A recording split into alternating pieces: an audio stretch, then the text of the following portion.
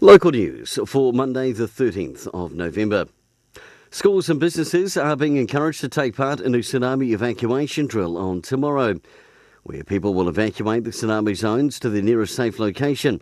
Wellington Emergency Management are encouraging everyone who lives or plays in the tsunami evacuation zone to know the right actions to take place if they feel a long or strong earthquake. Residents are encouraged to plan and practice their tsunami evacuation routes so they can act quickly and get to safety. Get past the blue lines if you have them, or get out of all zones. More information can be found at getprepared.nz. Lotto Powerball's jackpotted to $32 million this Wednesday after failing to go on Saturday night.